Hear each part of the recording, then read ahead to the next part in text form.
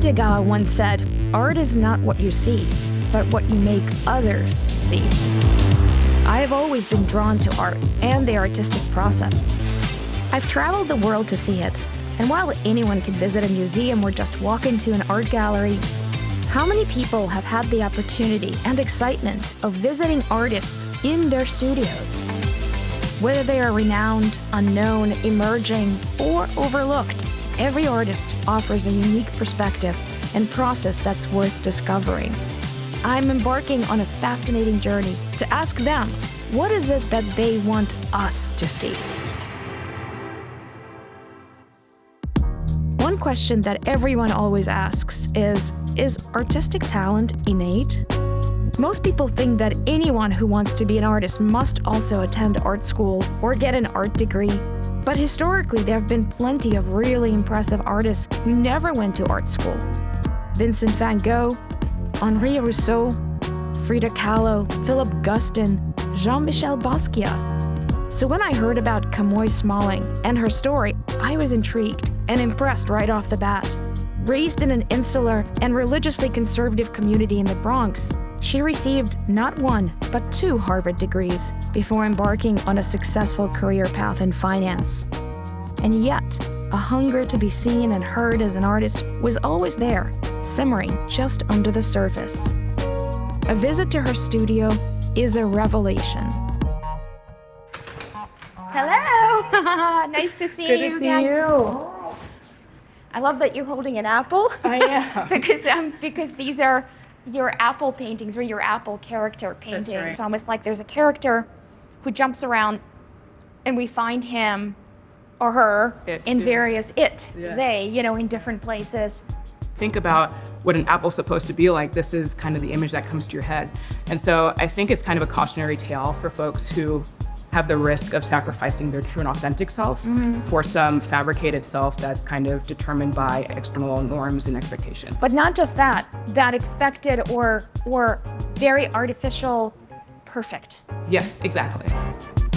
During the pandemic, I was drawing for my own mental wellness mostly, and started leaning in as I, realized the beauty in the process and different ways to express what I was feeling through my art.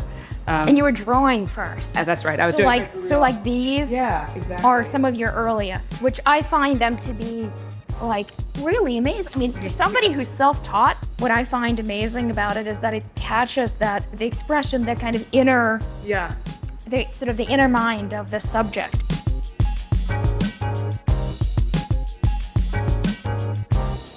Then we go into the paintings. I can't help but, of course, compare it or find the kind of an echo of Hopper. Hopper. So, yes? Yeah, absolutely. Okay. Big inspiration for me. Yeah, that kind of like emptiness of space. Correct.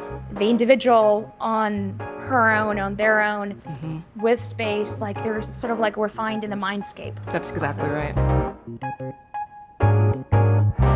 All right, so you're in finance, you're one of the rising stars in that world, and yet you decide to go into the unknown, into this kind of abyss of an artistic creativity potential.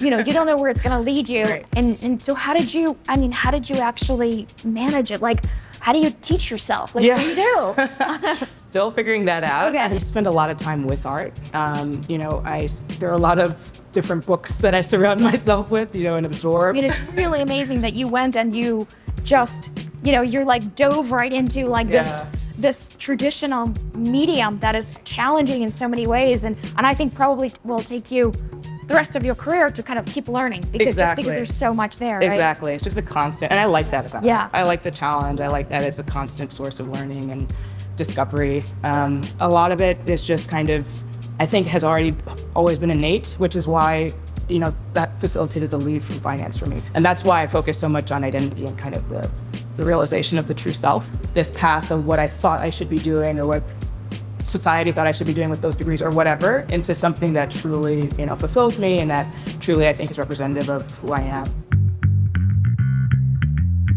This whole assortment of images right now is probably going to be part of a collection I'm calling Blue Sunday. The idea started with an image. It was an image that I saw of a Black woman putting on her wig.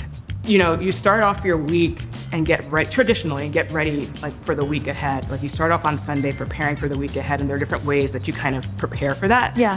For a lot of Black women, it's the wash day. You get your hair together, so you're good for the week to go. Okay. And it's something about the image of them kind of arming up and putting the wig on that I thought was interesting. This one in particular is very interesting because of what the hands are doing and how that's so relevant to the kind of manual labor also that goes into. And also the idea here, it's not like you're not doing this yourself. That's right. Then it takes somebody else to That's do right. it, right? So these are still in progress. Oh yeah, You're all very these are much still painting. very Like, much we're in looking progress. at these yeah. like early stages of each painting. I'm just trying. I'm just exploring. I'm experimenting. This is a lab, like, and so different. I love that things idea. are happening. Thinking about it. Yeah. It's a lab, because it does. It feels like a little bit of an alchemist. Like, and then it's like out of chaos comes We hope the so. clarity. Yeah, that's right. Literally, you're now just a little over a year painting. That's right. Yeah. I started Like, painting last year. you're so young as a painter, so yeah, there's a lot more. Baby, there's a lot to learn. Your baby, exactly. There's a lot more to come. Yeah.